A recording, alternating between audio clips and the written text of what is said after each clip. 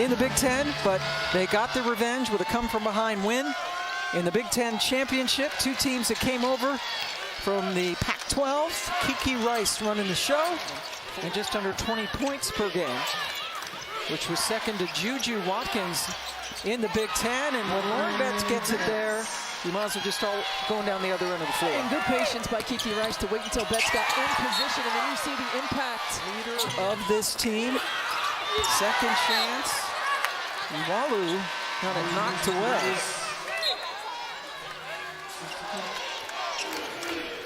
Got 3 boards already for Betts. He's posting up, asking for the ball, and gets another bucket. Hasn't missed anything. No, she hasn't, and this is a great job of getting her the ball on the inside, and the ability. You get Barker to go one-on-one on the block as well. So many options for this UCLA team. That's a tough turnaround by Barker. Finally, Ole Miss gets one to go. It's Kirsten Dean's youngest. Kiki has been coming off the bench for them. She allows them to put Kiki Rice and play her off the ball and on the floor together, and Star Jacobs on the offensive glass. Yeah, you just see the movement defensively, the activity level by Ole Miss. Shot clock at 6, and the ball goes in. Tampa is where the Final Four is this year. First weekend in April on a solo floater. Yeah, that's too easy. Yes, efficiency is our superpower, is what she says about this team. And it is one of the top teams in terms of efficiency on both ends of the floor, and Lauren Betts is one of the reasons why. Betts shooting over 64% from the floor in the season. Good rebound by Iwalo, who played last year with UCLA and Betts. Well, when she went in the transfer portal last year, she's from Waco, and Baylor didn't offer her. So they tried to use that as some motivation in their last game against Baylor. It didn't really work. She didn't play her best. And so Coach Yo went up to her before this game and said, listen, you do not need this game against UCLA to be a redemption. She left there because Lauren Betts would get the most of the minutes. And she said, you are already redeemed. Just go out, play free, play your game. And that is great support. And she left. Betts, obviously the starting center, and they have. I mean, she's a young lady who's just improved every single year.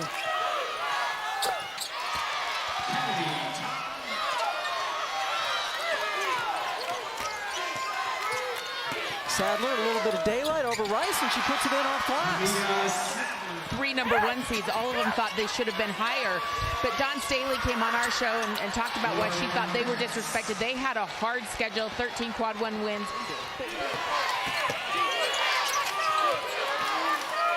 In that game where UCLA was on fire from the 3-point line, really clicking on all cylinders as they've been consistent throughout the course of the year. And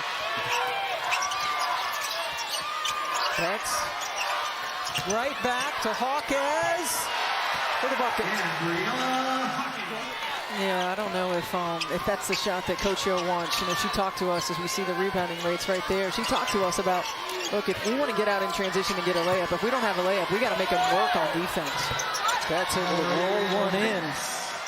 And where they catch the ball just a little bit. And they mentioned that against USC, who they played 3 times. Lost to him twice. Scott, who's been quiet, just 2 points. He's missed 6 of her 7 shots. That's the first turnover for Ole Miss. Took them 18 minutes to do it. Great strategy to keep somebody fresh in there. Arnisalo trying to go coast to coast.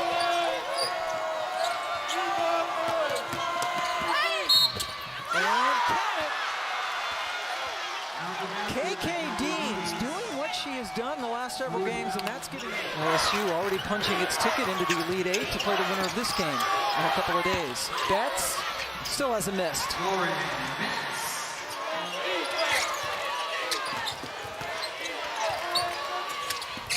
A bank shot that goes in for Carissa Richardson. In their last game against Richmond after 1 quarter, and then tied at the half before they blew it open.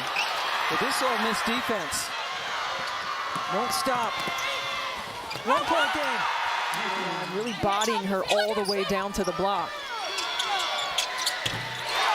The second three of the game for UCLA. Jones' first points of the game. There's Rice, of whom we just spoke, and there's her first field goal. And she's so good at driving down that left lane line, finishing around the rim. She can be a little bit more aggressive now, coming in. Another three, this one for Rice, and the Bruins have come out of the locker room on fire. They're off to a great start. Coach O had to call the timeout, and Deans off the bench. Picked up there by Richardson. Now, interesting, Coach O called that timeout. Let's hear what they talked about with Holly. Shot clock now into single digits. Betts was calling for it. Hawkes, that's a tough turnaround. Betts has to get it up in traffic, and she does it, she hits it. And UCLA's first 8 points scored by people other than Betts in this quarter. And then the block of Wally. Rice, Dugalich, Betts again. And this time finishes with the left hand.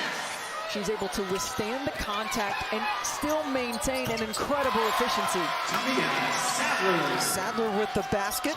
Now, when you get stronger and you understand low center of gravity.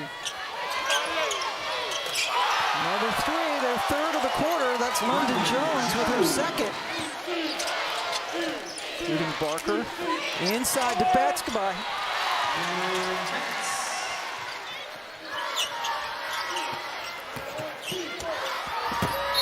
Barker got her hand on it and slammed the ball. She is here tonight, and what a nice gesture. They put her on the team charter, she and her husband. And Sadler and the rest of Ole Miss, they're not gonna give up on this one. It's an Ole Miss team that is used to playing from behind. They're used to having to scrap away. And sometimes when you look at the stat sheet, it doesn't look like they should win the game, but they do it because of plays like that. Getting extra possessions on offensive rebounds. Sadler. Pull up. Got the bounce. Ledger Walker, what a pickup she will be at a season-ending injury at UCLA in January. That was a game in which Lauren Betts didn't play. Remember, Washington State upset the Bruins last year, but lost Ledger Walker. Betts spins for two more. Trailing the play. The lefty puts it up and in.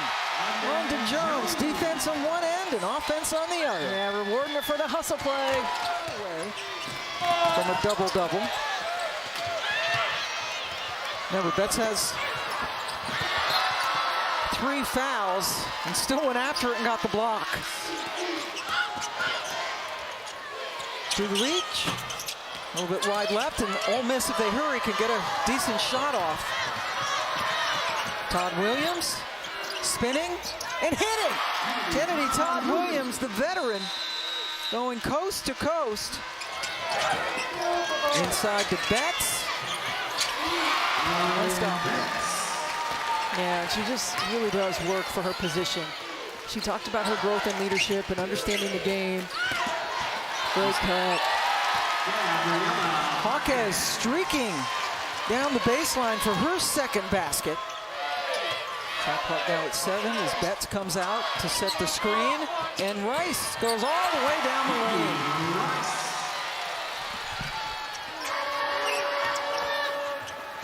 Todd Williams ultimately lost it. Hawkes with the layup. Kennedy Todd Williams loses it right here. And UCLA able to get out in transition. Hawkes with the easy 2. For UCLA. They have led from the very beginning. Dean's not going down without a fight. This can't get it into her. Now Hawkes sees it, gets the lob in. And Barker on the second chance took advantage of that mismatch. Well, good patience by UCLA to be able to get to it eventually. Sadler elevates. Scott kept it alive, but Hawkes. There's Salo. Now with 6 seconds left on the shot clock. Stops, pops, and drops. Good poise there for the true freshman.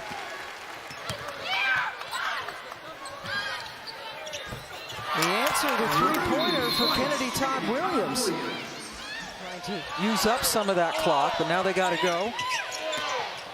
Rice lost it, and it's Ole Miss basketball. Just 9 points in this quarter.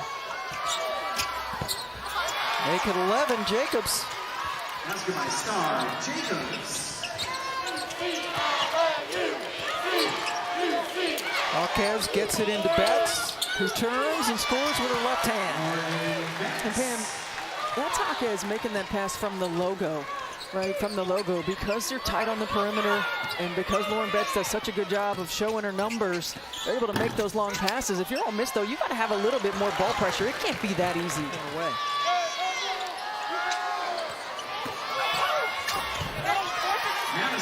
Scott. Just her second basket of the game.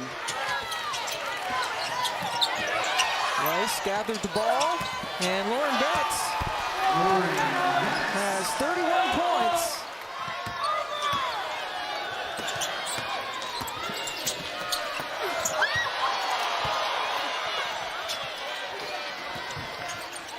It's going to be a dogfight. There's no doubt about it. 2 more games coming your way from Spokane tomorrow, including UConn. Paige Becker is making it official today that she will indeed enter the draft. Ole Miss fighting till the very end. Oh, and how I love so much in those USC-UCLA matchups to see the great Ann Myers-Drysdale and Cheryl Miller. Yep. Reggie Miller there as well, checking out the rivalry, the packed houses in both venues. And you play for each other, and it's just a staple of Corey Close and her program. UCLA is elite. They will play in their first elite 8 games since 2018.